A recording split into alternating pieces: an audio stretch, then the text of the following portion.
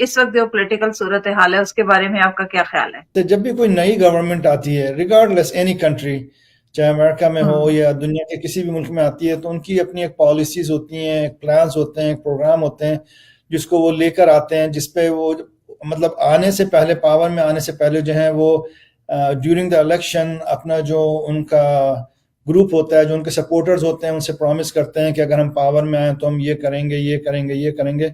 तो वो हर जो है कहना चाहिए कि पार्टी का एक एजेंडा होता है।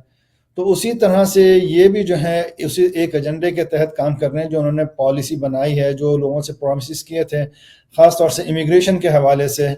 इस वक्त जो है हम्म। इमिग्रेशन का जो है बहुत ही ज़्यादा मतलब समझ लीजिए हॉट टॉपिक है थ्रू आउट द स्टेट्स। खाली एक ही पार्टी का नहीं, दोनों पार्टियों की तरफ से है, और जिस तरह से हो रहा है, we have not seen anything like this in America before. जो इमिग्रेशन राइट। के जहाँ, तो this is like the first time we have ever seen like this. लेकिन इलीगल इमिग्रेशन जो है पिछले 4-5 सालों में बहुत ही ज़्यादा बढ़ गई थी अमेरिका में। और इस तरह से हो गई अच्छा। थी कि it's just like you coming to a free country. अगर आप सदर्न बॉर्डर से आ रहे हैं, आप आए, आके फॉरेन या असाइलम अप्लाई कर दें without getting any like documentations. वो आपको एक टाइम फ्रेम देते हैं कि आप उसमें आए, फिर उसके बाद कोर्ट आए, मतलब एंट्री आपको कंट्री में मिल जाती थी। तो यानी आप ये कह रहे हैं कि सिस्टम जो है वो बहुत लीनियंट हो गया था इस मामले में? सिस्टम क्लैप्स हो गया था। कोलैप्स हो गया था। अच्छा।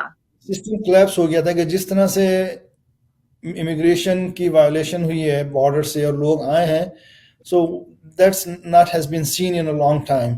तो अब थोड़ी सी देर के लिए हम्म। मैं ये कहता हूँ कि जैसे आपका घर है, आपके घर में कोई बिन बुलाए मेहमान अगर आ जाए, तो चले आप उसको 2-4 दिन, एक आध दिन तो बर्दाश्त कर लेंगे, उसके बाद तो फिर आप उससे कहेंगे ना कि भाई अब आप जाइए, कितने दिन रहेंगे आप और फिर हमारे आते पास। जाएं आते जाएं आते जाएं तो हमें बाहर निकलना पड़ेगा। पहले पहले एक आ गए, फिर बीवी आ गई, फिर बच्चे आ गए, फिर साले आ गए, फिर दूसरे इन राइट। लॉज आ गए, ऐसे ऐसे सभी आते चले गए। तो वो मतलब बर्डन बन हम्म। जाता है, इनकन्वीनियंस हो जाती है।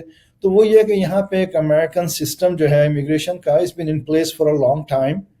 तो उसके हिसाब से चलने से, जैसे हम हैं, आप हैं, हम सब लोग जो हैं लीगली माइग्रेट करके अमेरिका में आए हैं।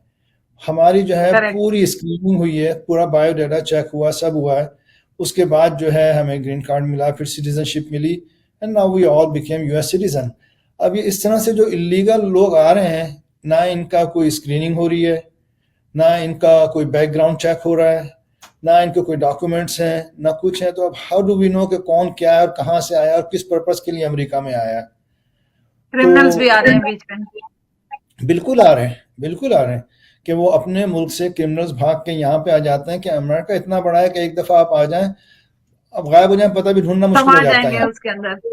बिल्कुल, हम्म। ढूंढना मुश्किल हो जाता है।